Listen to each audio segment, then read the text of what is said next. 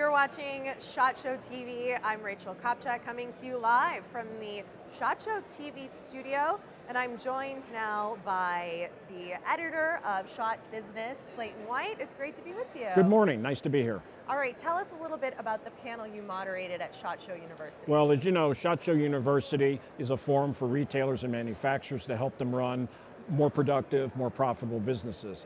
The seminar that I moderated yesterday involved our Undercover Shopper column that runs in every issue of SHOT Business. And this is where we send in unannounced shoppers to retail outlets to test how they do in three areas mainly, and that would be product knowledge, customer service, and inventory. And then what we do is we pick one winner, we identify that store. We don't identify the ones who didn't make the cut. Which is very nice of you. But their peer group knows who they are. So we titled this symposium yesterday, The Good, the Bad, and the Ugly, because we all have stories. And my panelists were people who've been doing this for a number of years. Peter Matthiesen, who lives in Alaska now, but lived for many years in Missouri. Barbara Baird, who's one of my contributing editors. And Bob Sadowski, who now lives in North Carolina, who's an expert on three-gun and the modern sporting rifle platform. So what was the good, what was the bad, what was the ugly? What can you give from the people who good didn't really attend? is summed up is the most important things are customer service and product knowledge. And one of the first things that comes out is how quickly you greet a customer. You don't want to make them wait, even if you're busy. And all it takes sometimes is, we've all experienced this, the guy looking up the counter, be right with you, you know? What we don't like is you come in and wait 10 minutes. And Pete said he was in a store one time and he was literally like peering over the counter, glass, trying to read. It's like, here's this message to come over, and they just looked at him and there were guys having coffee and they couldn't bother to come over. That's really not the way to create a working relationship with a customer. Right. The other one is, after you're greeted, what would you like? Listen to the customer.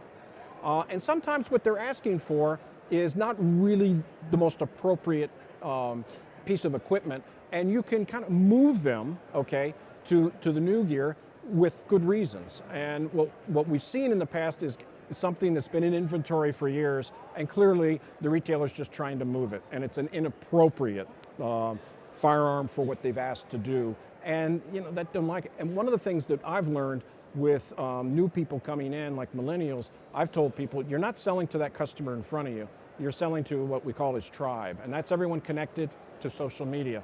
And if they have a not very good experience in your store, it's not just one person you've lost. He's going out the door, he went through his thumbs, you know what I mean? And that's it. So you really need to be aware of all of that. All right, give us a little bit of the bad, the ugly, maybe some of the biggest mistakes that are made, the common mistakes that people can avoid. The common mistakes are having people at the counter who simply don't know the product.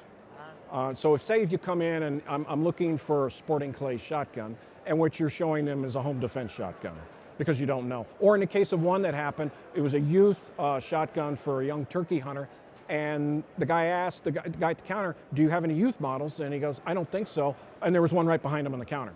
So they didn't even know what was in inventory. That's a good. With women. Women are an increasingly important part of the shooting sports business. There are people who don't know how to connect to a woman. They are condescending to them. They assume they don't know anything. We know that women do more research, initial research, than men do.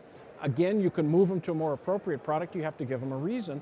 Or they walk in with their husband, and the husband says, my wife would like a deer rifle, and the retailer makes no contact with the woman talking to the man. This happened one time. And the man said, I'm not buying this, she is. And the retailer looked at her and said, oh, a little lady? Oh, then you need a 22 because recoil. She'd been in Africa twice already at that point. Right. And they walked out of the store. Yeah, that's a little bit insulting. It is insulting, it's condescending. That's not just for women, it's for any customer who's coming into a store. You want to treat them and with as much respect, yes, and find out what level of knowledge they have, right? Right, absolutely. That's just a good business practice. One of the things as part of this is for home defense, and that's a big category. A lot of guys will come in and say, I'd like a 45 caliber.